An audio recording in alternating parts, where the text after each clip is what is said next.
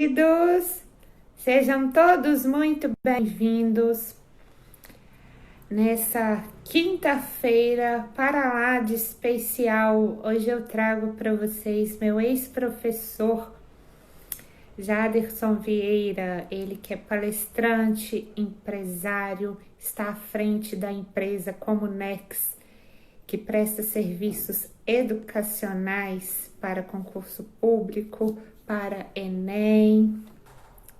Oi, Paulo, seja bem-vindo. Vamos aguardar a presença do meu convidado.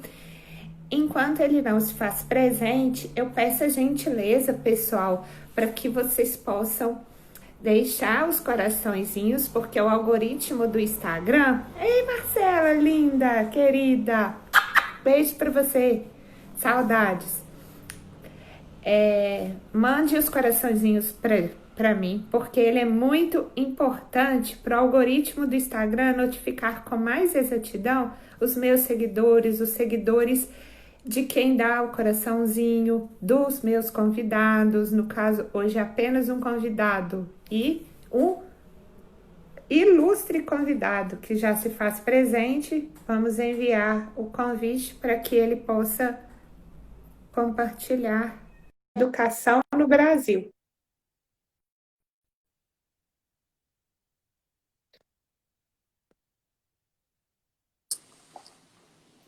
Olá, Tudo bem, seja Luana? bem-vindo, tudo ótimo, e você? Ótimo. Você me ouve bem? A imagem tá legal, Tudo bem. Ótimo. tá?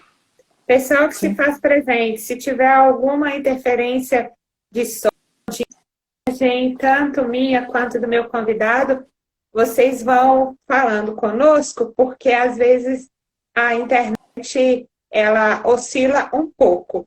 Primeiramente, Jaderson, queria agradecer imensamente a sua presença, a sua disponibilidade em compartilhar comigo e com todos que estão sempre me prestigiando na live. Tenho certeza que seus seguidores estarão aqui conosco no decorrer dessa uma hora. Pouco tempo para poder falar de um tema tão denso quanto esse, mas eu acredito que vai ser muito e, principalmente, é importante falar sobre o futuro da educação, um setor que no Brasil é extremamente criticado. Enfim, são vários conceitos que a gente vai tratar no decorrer da atividade. Eu queria, pessoal, se vocês puderem o link da live através do aviãozinho que tem embaixo do visor de cada pessoa. E se vocês tiverem dúvidas, contribuições e quiser perguntar ao meu convidado, fiquem à vontade. Se ele não puder correr a live, é só em direct, que eu tenho certeza que ele vai responder com todo carinho. Já deixou fazer alguma consideração da apresentação? Sim, o som está com um pouco de dificuldade aqui para mim, não sei se para os outros. E eu agradeço muito a você, tá, por ter me convidado. Me sinto assim extremamente honrado por isso. E muito obrigado também a todos que vão nos acompanhar nesse bate-papo. Sim. Eu vou tentar falar um pouco mais alto e pausadamente para que a pergunta chegue mais limpa para você. Eu quero fazer primeiro a apresentação do meu convidado. Jaderson Vieira, ele é professor há 22 anos, inclusive me deu aula quando eu era pequenininha. Não vamos entrar em detalhes, não vou entregar a quantidade. Mas, enfim, ele é empresário do ramo educacional, está à frente da Comunex, do qual ele é sócio, ele é criador, e é uma empresa que presta serviços educacionais, concurso público, para Enem. Também é bacharel em Direito pela UFV. Ele se especializou em ensino de redação e língua portuguesa e também é palestrante. Certinho? Esqueci algum item? Não, tá ótimo. Porque o currículo é vasto, gente. Então, às vezes, pode passar alguma informação despercebidas. Começar a que você falasse um pouco sobre o momento que nós estamos passando e os desafios de estar um estudo à distância. Porque a pandemia chegou assim muito abruptamente e as escolas, né, a sua empresa, como presta serviços educacionais, teve que se adaptar a essa nova realidade. Como é que foi? Uhum. Luana, essa questão da educação no Brasil é ainda, para nós, um grande desafio, em virtude da ausência de uma cultura da educação mais forte no nosso país. O Brasil ele tem uma cultura do carnaval muito vigorosa, uma cultura do futebol muito forte. E nós conseguimos, com certeza, listar nomes de vários jogadores de futebol e que são grandes ícones desse esporte. E nada de problema em relação a isso. Mas, só a título de comparação, nós não conseguimos observar essa mesma cultura no campo da educação no nosso país. A educação aqui é algo realmente ainda muito sofrido e tem um motivo para isso. A educação ela só vai se tornar uma cultura com muito investimento, investimento do Estado, investimento das pessoas, investimento dos indivíduos e das coletividades. E isso nós, como nação, ainda não conseguimos fazer. Se nós conseguimos pensar em Neymar, se nós pensamos, por exemplo, em Cristiano Ronaldo, em Messi, e todo mundo conhece, se eu disser o nome, por exemplo, de Tabata Amaral de Pontes, talvez um ou outro saiba de quem se trata. Talvez hoje, um pouco mais, porque essa menina ela é deputada federal. Mas aos 18 anos, Tabata era uma medalhista em Olimpíadas educacionais. Matemática, química, física, biologia, astronomia, linguística. E é uma menina da periferia de São Paulo. O seu pai era um cobrador de ônibus e a sua mãe uma vendedora de flores artificiais. E essa menina, vencendo todas as dificuldades, ela conseguiu ser aceita em 6 universidades nos Estados Unidos. Até listei aqui Harvard, Yale, Princeton, Columbia, Universidade de Pensilvânia e até uma instituição dos Estados Unidos que já foi considerada uma das melhores, ou a melhor do mundo, já figurou como a melhor do mundo, que é o CELT. 32 prêmios Nobel, inclusive Linus Pauling, o maior químico do século XX, estudou lá. Então, essa menina que fez tamanha proeza, saindo de condições humílimas, ela praticamente não é conhecida no Brasil. E até o período que ela foi para Harvard, mesmo sendo uma grande medalhista, ninguém falava. Então, nós não valorizamos isso. Nós podemos falar diversos nomes da música, mas da educação, nós não sabemos apontar. Então, se nós não preparamos as nossas crianças e os nossos jovens para essa finalidade, querer demais que nós tenhamos estudantes de grande gabarito e em grande quantidade no Brasil. Nós temos alunos de ponta, eu acabei de citar uma aqui, e temos vários outros, mas no cômputo geral do nosso país, eles são muito pouco. Razão pela qual nós temos uma educação brasileira ainda uma das piores do mundo, e isso quem diz é o próprio teste do PISA, que é um programa de avaliação internacional de estudantes. Ele ocorre de 3 em 3 anos e avalia jovens na faixa dos 15 anos de idade. O Brasil, em 2015, que foi o penúltimo PISA, de 76 países, o Brasil ficou na 60ª posição. O último foi Gana, na África tropical. Ficou em primeiro lugar Singapura, segundo Hong Kong, terceiro Coreia do Sul.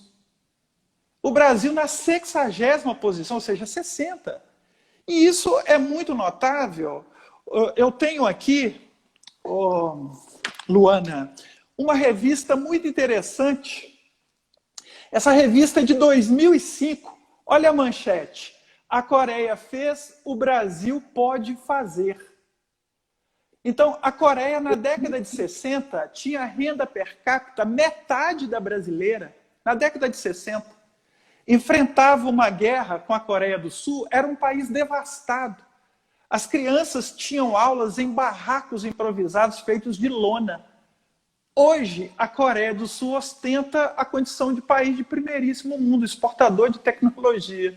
E o Brasil, do ponto de vista educacional, não avançou nada, em alguns aspectos ficou para trás, recuou.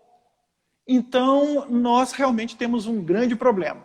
A questão do EAD ou EAD tem sido implantada aqui no Brasil e está bastante forte. Tá? É um grande mercado no nosso país, um grande mercado. Mas quando nós pensamos na educação, e essa é a minha abordagem aqui, hoje, a questão educacional, realmente o Brasil não tem avançado do ponto de vista da educação. Então, por mais que nós venhamos a formar pessoas, Luana, nós vamos continuar com um país muito atrasado em diversos aspectos. Nós não vamos chegar onde queremos como nação. Por quê? Porque nós não resolveremos o problema do Brasil com 210 milhões de doutores. Isso não é esse o caminho. E, então, como que nós vamos distribuir tantos diplomas para um mercado incapaz de absorver todas essas pessoas? Nós enfrentamos essa inflação de pessoas diplomadas no mercado de Viçosa e diversas cidades brasileiras. Indivíduos que têm os seus diplomas, têm as suas qualificações, mas não conseguem ser absorvidos pelo mercado naquilo que almejaram. Antigamente se falava o seguinte: os pais, eu não posso dar muita coisa para os meus filhos, mas se eu der educação está resolvido. E hoje mudou muito esse cenário. Tá? Nós já temos uma inflação de indivíduos com diplomas em muitas áreas do conhecimento, em muitas áreas profissionais no nosso país. Eu não sei se respondi a contento. Não, e muito bem embasado. Obrigada pelas contribuições. O estudo de base, ele é muito... alunos de universidade que têm dificuldades básicas, o famoso analfabetismo funcional. Como que você considera que pode ser evitado esse tipo de profissional? Porque, como você mesmo disse, o mercado está inflacionado. Imagina se a pessoa forma e ainda tem dificuldades na própria língua portuguesa. Muitas vezes não é nem uma dislexia ou outra, né, enfermidade não, alguma uma difusão que a pessoa tem, mas é realmente assim, a falta de um embasamento nos estudos primordiais. Olha, muito bem colocada a sua pergunta, e essa é uma questão que me toca muito de perto, porque tem 22 anos como professor de linguagens, redação, eu já corrigi mais de 100 mil redações. Fazendo uma conta para essa nossa conversa hoje, mais de 100 mil redações já passaram pelas minhas mãos nesses 22 anos. E o que eu posso te dizer, Luana, é que nós estamos no caminho errado quando se fala de melhorar a capacidade de comunicação das pessoas. Escrita, falada. Nós temos hoje o Exame Nacional do Ensino Médio, o Enem, com uma prova de redação com muitas falhas. Entra um governo, sai outro, entra um ministro da Educação, sai outro, e os problemas permanecem. Os professores que estão há mais tempo nessa seara e que passaram por diversas fases de produção textual sabem que nós estamos num período de decadência, realmente, quando se fala de produção textual. Nós chegamos a um ponto em que o aluno ele imita qualquer coisa, faz um esquema já muito pré-modelado, e às vezes ele tem uma dificuldade imensa de se expor de forma até oral, escrita nem se fala, e ele às vezes consegue tirar notas altas, e eu falo de notas muito altas mesmo, como por exemplo 900, 880 em 1000. Eu tenho acompanhado isso, outros profissionais também, e chegamos a um ponto que qualquer aluno do terceiro ano pode desenvolver o seu método de ensinar redação, e às vezes o outro segue aquilo e tira notas assim também. E isso tornou o Enem muito desqualificado. Algumas universidades nem aceitam a prova de redação do Enem como algo para realmente selecionar os seus candidatos. Então, nós precisamos melhorar isso. Eu diria para você, Luana, e para os outros que estão nos assistindo, que eu posso chamar aqui para a nossa conversa um mito grego chamado de leito de Procusto. O nome é meio esquisito assim, mas é uma história muito interessante. Esse Procusto, ele era um malfeitor. E ele construiu uma cama de ferro exatamente do seu tamanho. E ele fazia o seguinte, quando alguns comerciantes, pessoas que estavam por ali, ele costumava capturar um outro e ele colocava ali no seu leito de Procusto. Se o indivíduo fosse maior do que o seu leito, ele cortava os pés. Se o indivíduo fosse menor do que o seu leito, ele ia esticando o sujeito até ele matar. Então, de tal maneira que todo mundo que ia para o seu leito de Procusto morria, ou com os pés cortados ou esticado. Mas a deusa Atena, ela observando aquilo tudo, chegou e disse, olha, o que você está fazendo está errado.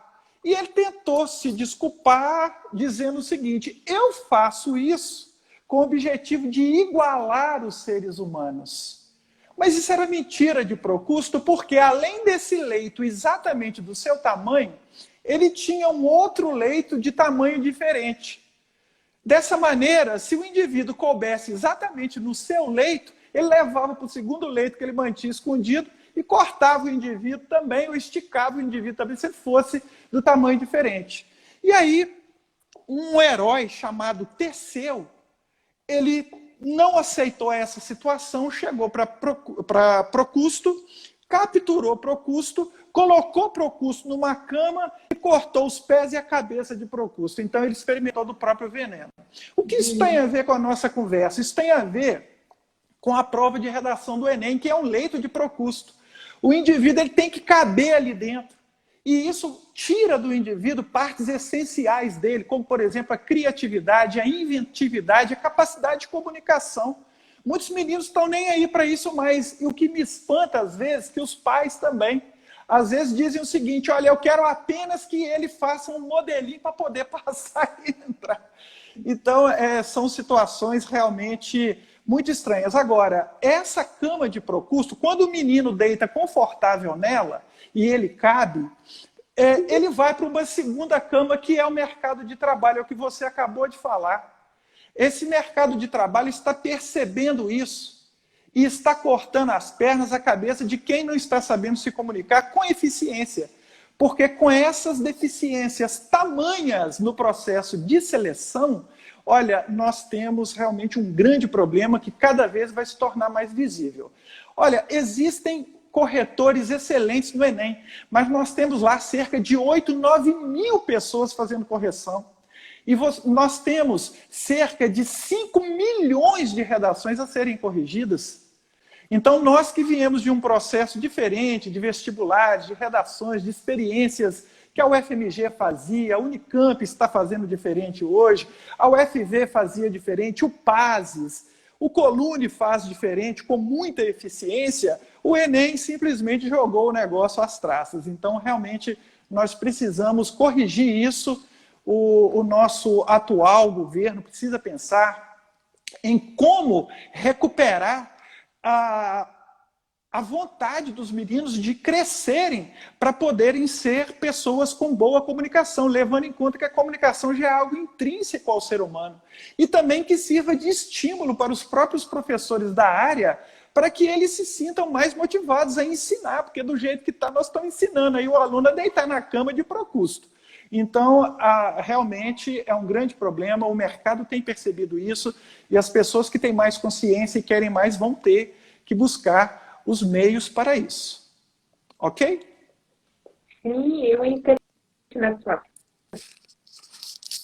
Quando a pessoa já está na universidade, o Beabá, Ctrl+C, Ctrl+V, a grosso modo, para poder inserir na universidade.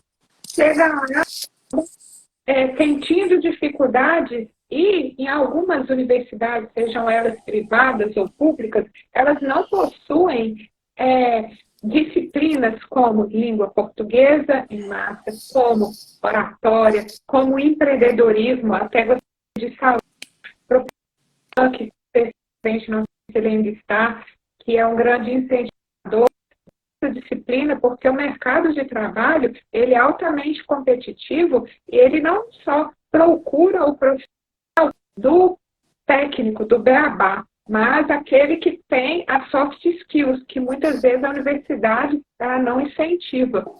Né? E isso vem a gênese, que é o Enem, né? Como você bem relatou.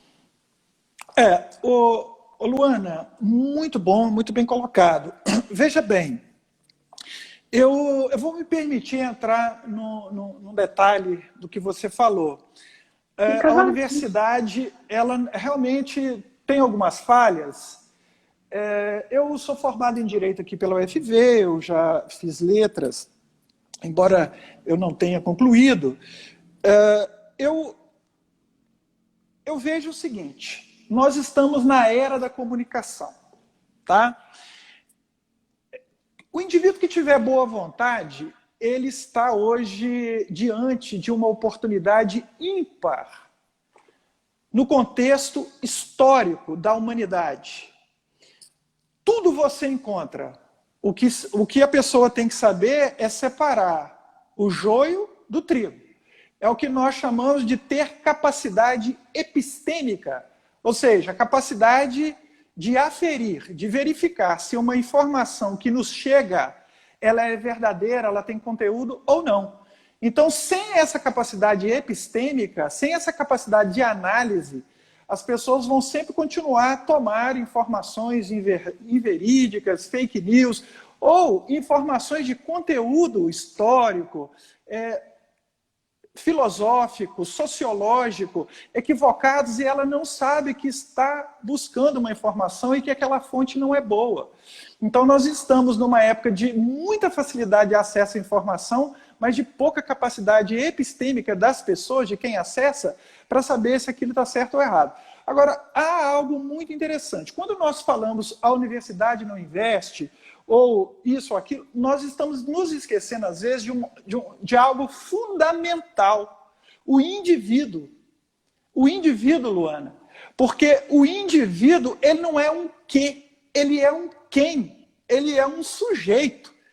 E quando nós falamos de pessoas que já estão dentro da universidade, o que mais ele precisa saber acerca das suas responsabilidades com o seu conhecimento? Ele está, muitas vezes, numa universidade pública que está, né, às vezes, tendo até muita dificuldade para conseguir arcar com tantas despesas. O nosso país está passando por crise, vai passar por crises mais acentuadas ainda, nós estamos vislumbrando isso. Então, os indivíduos em si estão, nós, tá? Nós, indivíduos, nós não podemos nos excluir, estão passando por uma crise no sentido de que se alguém não faz para mim, então depois eu vou culpar. Olha, não me ofereceram. Quando, na verdade, antes, a autorresponsabilidade. Porque antes mesmo de haver as universidades, escolas, nós já tínhamos indivíduos muito cultos. Vamos ver Sócrates, Platão, por exemplo. Platão é de 400, é do século IV a.C. O Platão é atual até hoje. Se você ler apenas a República de Platão, você já vai dar um salto quântico no seu conhecimento. Então, de lá para cá, 2000 anos. Então, algumas pessoas têm dificuldades enormes. Nós ainda temos dificuldades enormes com a nossa responsabilidade com o conhecimento, com a busca do conhecimento. Há um filósofo, escritor, poeta, chamado Gibran Khalil Gibran. A sua obra mais conhecida chama-se O Profeta, de Gibran Khalil Gibran. Esse cara é simplesmente maravilhoso. E ele fala algo muito interessante, porque eu citei aqui Tabata de Amaral, né, que fez essa grande proeza de passar em 6 universidades nos Estados Unidos. Passar em uma dessas já seria motivo assim, para a família passar um século, sabe, dizendo, nossa, que fantástico, né, um grande feito. Mas ela passou em 6. E aí algumas pessoas dizem, essa menina, ela é um gênio. É a nossa desculpa, porque o avanço do outro expõe a nossa mediocridade. E nós temos que aceitar. Quando o outro cresce, e ele sendo humano também, nós paramos e observamos assim, poxa, fulano conseguiu. Por que eu não consigo? Aí eu dou um rótulo para o outro. Eu falo, o outro é gênio e eu não sou.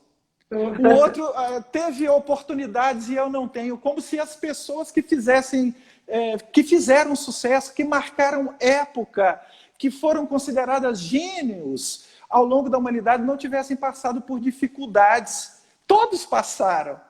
Então, Gibran Khalil Gibran, ele diz o seguinte, nenhum malfeitor pode descer abaixo daquilo que há de pior em nós, e nenhum santo pode subir além daquilo que há de melhor em qualquer um de nós. Então nós temos tanto a capacidade de descer como o pior dos seres humanos, quanto temos a capacidade de elevarmos-nos além do melhor dos seres humanos. O que falta muitas vezes é a vontade, a boa vontade para isso. Sim, é a famosa zona de conforto, né, professor? Sim. A pessoa se acomoda e é mais fácil colocar, apontar para o outro e não reconhecer seus próprios defeitos e limitações. Exatamente. E, né, você citou o Gibran, ele é realmente fantástico. Meu pai é um grande leitor da obra dele. Sobre a questão do ensino à distância, né, porque nós estamos passando por um cenário em que as escolas provavelmente serão as últimas a voltar à normalidade. Como que você considera a questão heterogênea das oportunidades? Às vezes as pessoas não têm uma internet capaz, um veículo, um computador com uma boa ou até mesmo tem a capacidade de se concentrar na internet, porque isso acaba afetando no desempenho dos alunos. Como é que você considera uma estratégia que você utiliza para oferecer o melhor do EAD? Ok. Essa pergunta, a resposta para ela é extremamente complexa.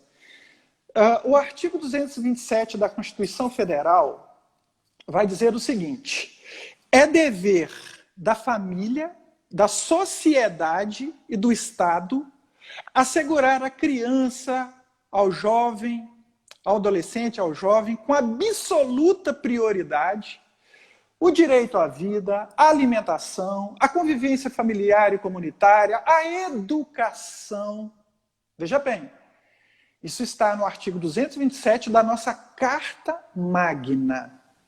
E a Carta Magna ela teve o cuidado de falar que isso é dever da família, da sociedade e do Estado. E muitas vezes nós falamos assim, que o Estado não faz, que o Estado não investe. Olha bem, família, sociedade e Estado. Então, se a nossa educação está como está, nós temos falhas nos 3 segmentos. Falha na família, falha na sociedade, falha no Estado. Se os 3 não estão conseguindo fazer bem, cada um o seu papel, é mais do que lógico, natural, termos consequências tão nefastas no campo educacional. Do ponto de vista das desigualdades sociais, Luana, essa é uma questão extremamente difícil, porque ela toca naquilo que a administração pública tem o dever de fazer.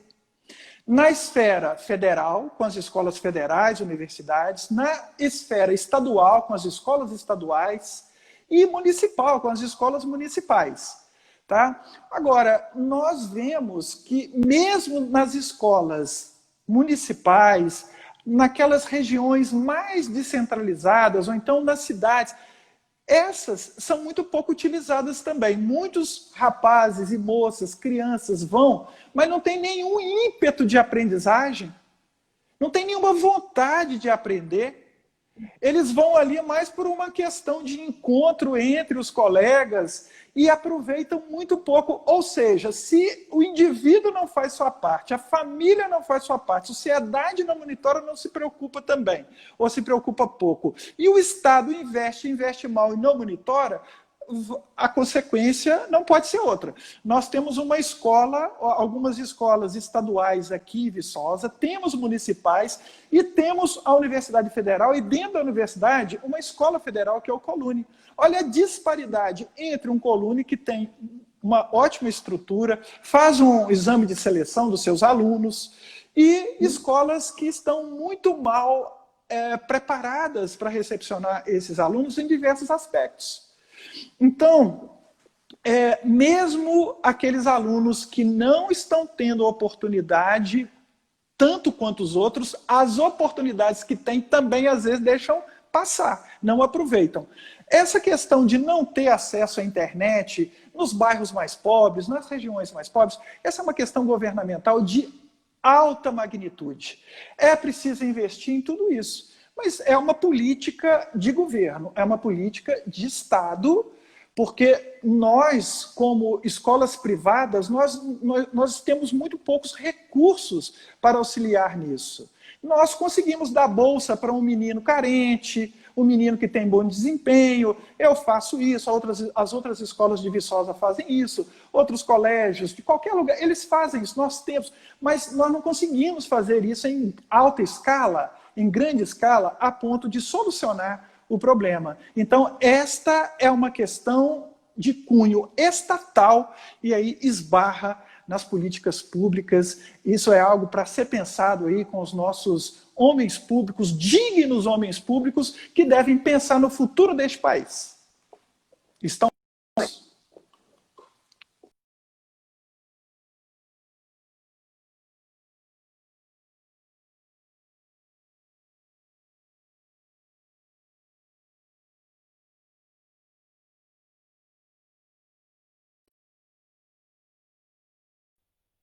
Eu não estou te ouvindo. Não, está ouvindo? Agora sim, ok, voltou. Voltou? Beleza. Voltou. Eu falei o seguinte, que a sua colocação foi muito assertiva e oportuna. Queria só fazer, na verdade, uma pergunta acerca do artigo 227, porque talvez o Constituinte, ao elaborá-lo, se esquivou colocando 3 esferas para cuidar da educação. Porque é muito mais fácil você ampliar e pegar a função, né, visto que o Estado ele não consegue suprir as necessidades. Como se faz prova, né, o terceiro setor, que é um importante órgão, né, importante setor, né, que engloba vários órgãos que supre a necessidade do Estado. Mas talvez uma nova constituinte, algo que possa trazer mais benefícios, porque o que eu vejo na educação são muitas atitudes isoladas que acontecem para realmente ajudar e elevar o país, assim como a Coreia fez nessa sua revista aí de 95? 2005? 2005. Né? Uma revista aí que, né, a Coreia é exemplo de gestão pública, enfim. Queria só que você tecesse comentários, se você concorda, enfim. Muito boa a sua pergunta. Luana, o Constituinte de 1998, ele não se equivocou. Essa é a verdade. Ao colocar que o direito à vida, à alimentação, à convivência familiar e comunitária, educação, sadia qualidade de vida, colocá-los a salvo de toda forma de negligência, opressão, discriminação, ao colocar que essas são...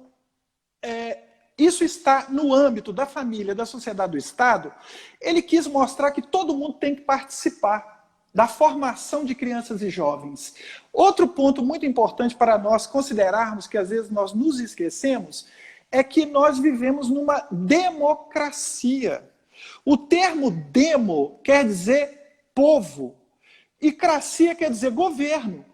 Então, quando nós falamos, olha, temos que defender a democracia, e é isso que devemos fazer mesmo, só que nós nos esquecemos até da etimologia da palavra e do seu significado. Ou seja, o governo no Brasil é o povo. Lá estão os nossos representantes. Democracia quer dizer poder do povo, governo do povo. Está lá no artigo 1º da Constituição. Todo o poder emana do povo. Emana do povo. Só que nós ainda não sabemos. Nós não sabemos exercer. Isso é falta de informação, de qualificação, de instrução, de educação que possa confluir para isso. As pessoas, eu às vezes pergunto o que é uma Constituição, muitos não sabem responder. Então o aluno aprende sobre o relevo da China, mas ele não sabe o que é a Constituição do seu país. Ele fala que é apenas um conjunto de leis, ou seja, é muito mais do que isso. Então nós estamos ainda perdidos, e não é por falta de referência. Os países que estão dando certo na educação, Singapura, Coreia do Sul, Hong Kong, Japão, Finlândia, nós sabemos a receita. Nós não estamos conseguindo fazer o dever de casa por vários motivos. Entendeu? De fato, aí um convite. Seja o novo ministro da Educação, porque você tem ideias. São a parte mais... assim, precisamos de cabeças pensantes, pessoas que pensam fora da caixa e que tragam ideias concretas, baseadas na realidade do nosso país.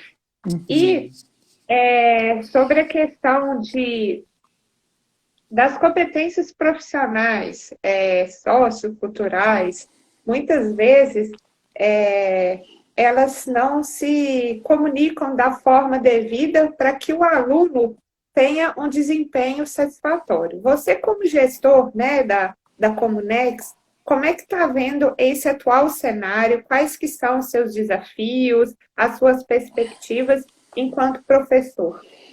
Tá.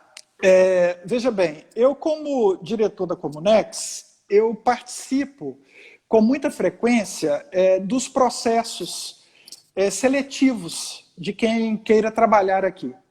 Isso está até desativado por causa do corona, né? Então, quando a pessoa vem aqui e deixa o seu currículo, eu faço muita questão de pedir para essa pessoa voltar e dar uma aula. A condição é essa. Eu quero que a pessoa venha e mostre o seu trabalho em 15 minutos, 10 minutos, às vezes 20, meia hora, depende. Né? Tem pessoa que a gente consegue avaliar em 5 minutos, para o bem ou para o mal. E é interessante, Luana, que nós estamos numa universidade, nós estamos numa cidade que tem uma universidade de grande referência. Olha a nossa posição na América Latina, estamos entre as 20 melhores. Tá? A UFV realmente é uma potência, que maravilha. Mas o que nós percebemos? A universidade sozinha, ela não dá conta de formar o indivíduo nas universidades do saber, né? São várias possibilidades. A pessoa tem que buscar. Os indivíduos que buscam ir além é os que estão se destacando de um modo geral. Então eu recebo aqui, quando está tudo normal, indivíduos que vêm apresentar os seus trabalhos. E muitas vezes a empresa está até precisando mesmo de um profissional naquela área. E às vezes eu avalio 1, 2, 5, 8, 10. E às vezes eu não consigo fazer a seleção.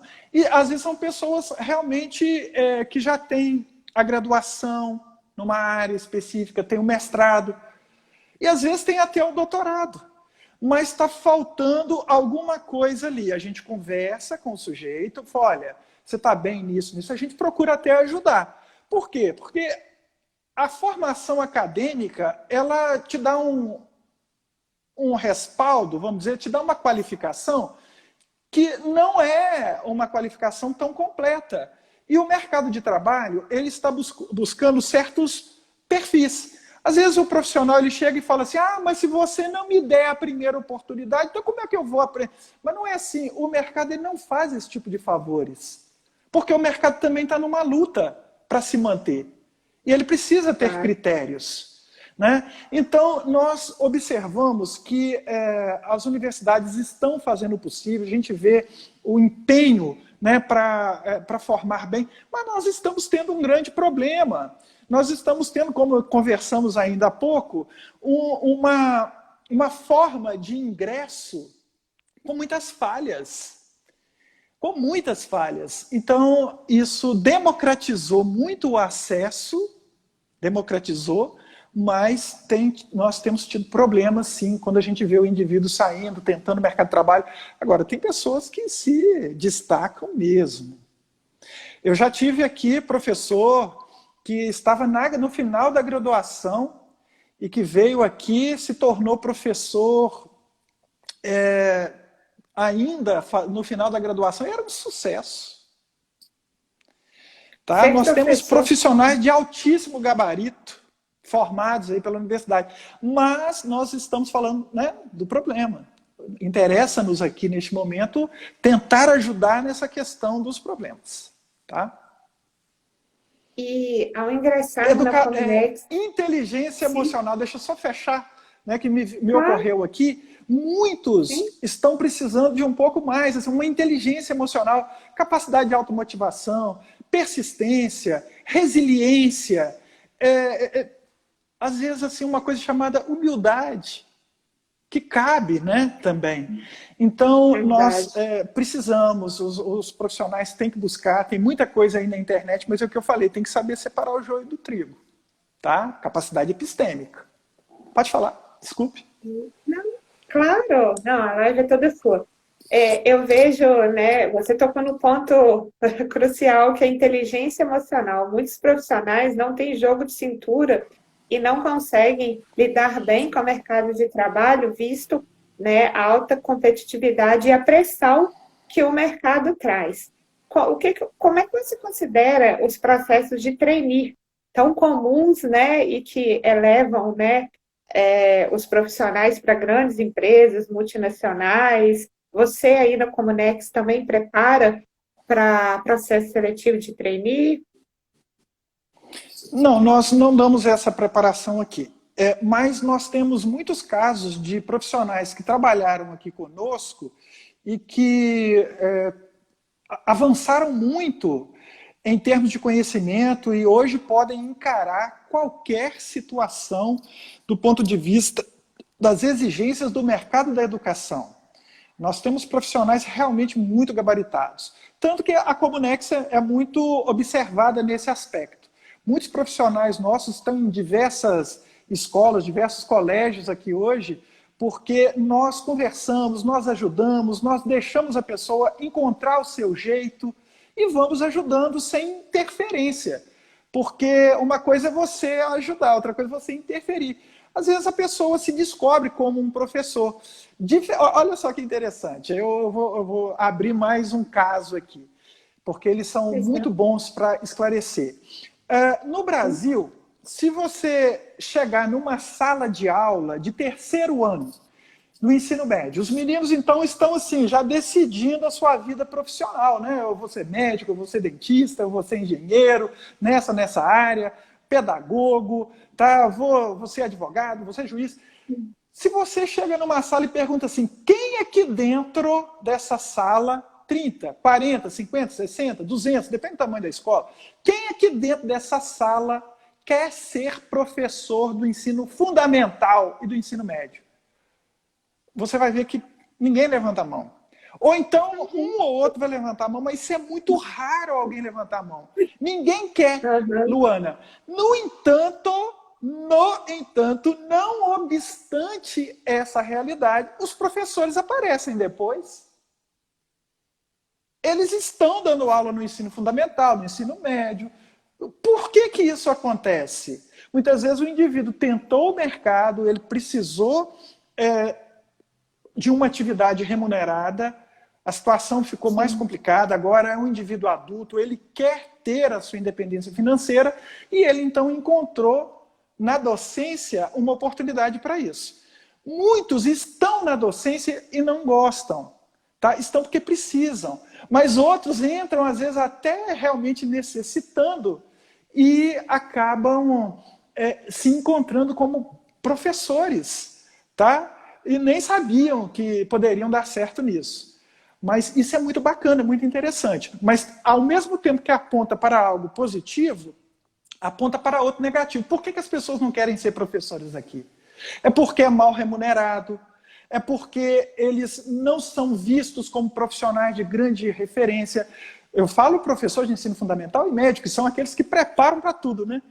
Agora, na Coreia do Sul, inclusive nessa revista, mostrou aqui uma enquete que foi feita lá com as mulheres sul-coreanas e tal, com qual grupo profissional vocês têm preferência por se casar. Professor ganhou em primeiro lugar. Porque são muito bem pagos. Professor lá, às vezes o aluno vê na rua, ele, olha, aquele cara é professor, eu vi na internet. Você é professor? Sou professor? Então, os melhores, os primeiros lugares das universidades, eles querem ser professores. Eles estão resolvendo, já resolveram o problema educacional lá? Sim, eles querem ser, porque são bem remunerados, muito respeitados, são verdadeiros ícones. Então eles conseguiram criar uma cultura da educação. Tá? Eu me lembro que um ex-diretor da Coppev, o Orlando, acho que foi o Orlando mesmo, uma vez conversando com ele, da física, se eu estiver enganado, por favor, me desculpe, ele disse o seguinte, olha, estava na Coreia do Sul, e nós estávamos com um intérprete e tudo, só que o trânsito parou. E nós perguntamos o que estava havendo lá na frente, se era algum acidente.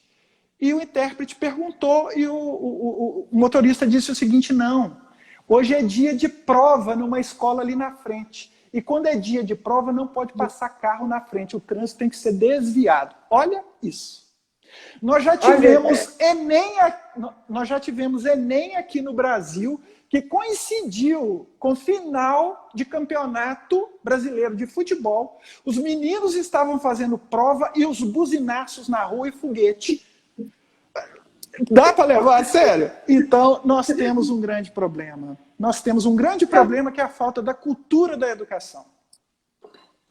Se tiver que parar alguma coisa, é o Enem. Se tiver que parar, vai ser o Enem, e não o foguetório e o buzinaço. Você está entendendo? É assim, é a nossa cultura. Mudar isso é muito difícil, mas é possível. É possível. E sabe como que começa? Com cada um. Se eu conseguir tornar o meu filho melhor, a minha filha, eu já estou contribuindo. Aliás, se eu conseguir me tornar um pouco melhor, o que é muito mais difícil, porque eu me conheço, agora, se eu educo melhor, eu estou revolucionando o país. Tá? E se cada pai se preocupa. Agora, para educar é complexo. Porque eu sou pai, logo sei ensinar? Não. Não, claro que não. Para ensinar, para educar nas bases da moral, da ética, com qualidade, com profundidade, é mais do que dar coisas e mandar para uma escola boa e dar alguns avisos. É acompanhar, é olhar, é observar, é dar livros interessantes, é aprender, é ser leitor, é tudo isso. Então, nós vamos, sim, tudo indica que nós vamos, mas no compasso que nós estamos andando, isso vai demorar demais, muito tempo. Eu não sou uma pessoa dada assim, à investigação do futuro, mas Eric Hobsbawm, numa obra chamada A Era dos Extremos, ele termina a obra dizendo o seguinte, que o futuro da humanidade está muito difícil de ser avaliado, mas não é muito bom em diversos aspectos. Lendo a obra de Hobsbawm, nós observamos o quanto ele tem razão. O mundo está sob bases muito frágeis. E a educação, ou a falta dela, tem respondido muito por esses problemas que nós estamos vivenciando. Nós falamos em educar, mas muitas vezes o que nós estamos falando é escolarizar. Ou seja, ensinar o indivíduo matemática, física, química, para que ele entre no mercado de trabalho e ocupe um posto para que o mercado continue a funcionar, o sistema continue, a engrenagem continue, ou seja, ele vai substituir um dente nessa engrenagem. Agora, para onde nós estamos caminhando? Indivíduos frustrados, alto índice de suicídio, pessoas que perderam o sentido da vida. Então, a educação deveria trabalhar com isso. Então, muitos estão sem sentido da vida. Eu vou fazer isso tudo para quê? Então, quer dizer que eu estou fazendo isso tudo para ter um emprego, ter uma família, ou seja, comer e procriar. Nós estamos fazendo mais ou menos o que os animais fazem, só que com mais conforto, comer e procriar. Nós somos muito mais do que isso. A educação tem de levar o indivíduo a pensar além disso. Senão nós vamos continuar a depredar o meio ambiente, com um egoísmo extremo, sem entender o outro. Ou seja, a verdade é o que eu acho, é o que eu consigo entender. Não importa se é fato ou não, a verdade é o que eu acho. Aí nós não estamos mais discutindo. A sociedade grega, romana, em muitos aspectos avançou, egípcia, avançou tanto nos aspectos morais, tanto que uma mãe dizia para o filho assim: meu filho, você vai para a guerra. Você volte ou segurando o seu escudo ou debaixo dele, morto. Mas volte com honra.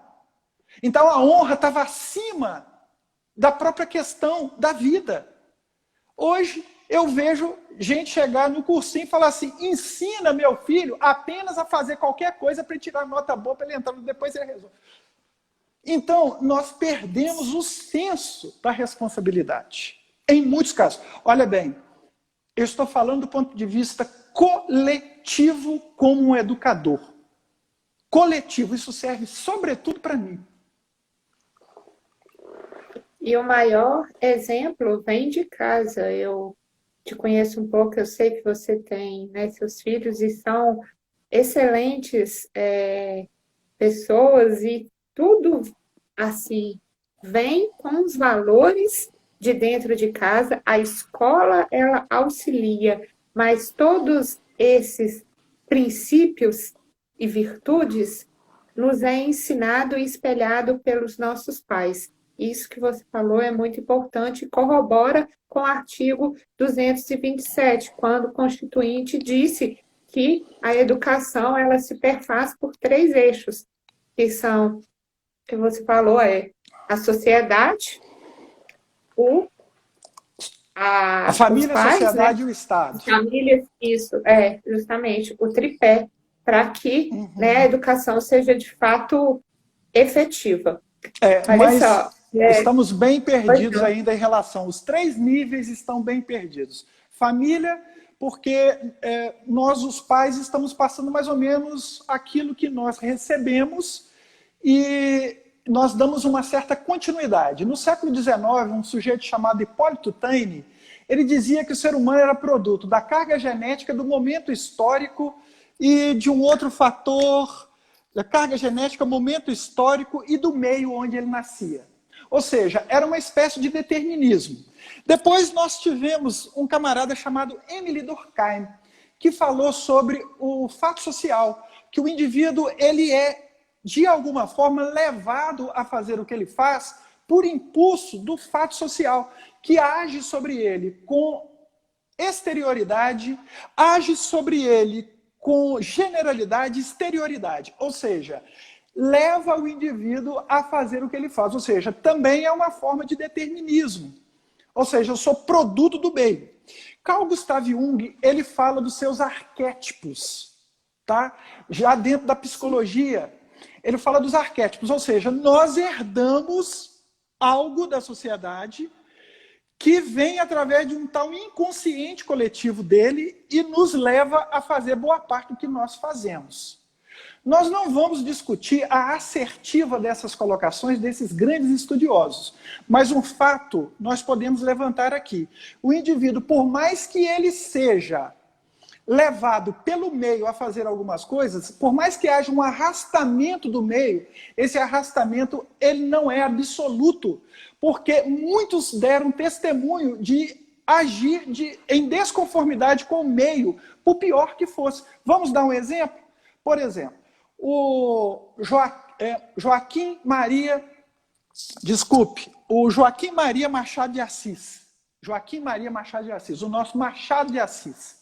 Machado de Assis viveu num período da literatura que essas teses de que o homem é produto do meio estavam em alta. O homem é produto da sua carga genética, momento histórico e do meio em que ele vive. Até o Cortiço, de Aloysio de Azevedo, aquela obra, é uma obra naturalista, que tenta defender literariamente essa tese de o homem ser produto do meio. Então ele nasceu ali no Cortiço, não tem como ele sair daquela. Mas é interessante que ali, junto desses que defendiam, estava Machado de Assis. O avô dele era um ex-escravo, ele foi órfão de pai. A mãe era uma lavadeira no Morro do Livramento, no Rio de Janeiro. Ele era um mulato e gago. E foi, e é, das maiores referências da literatura brasileira e mundial.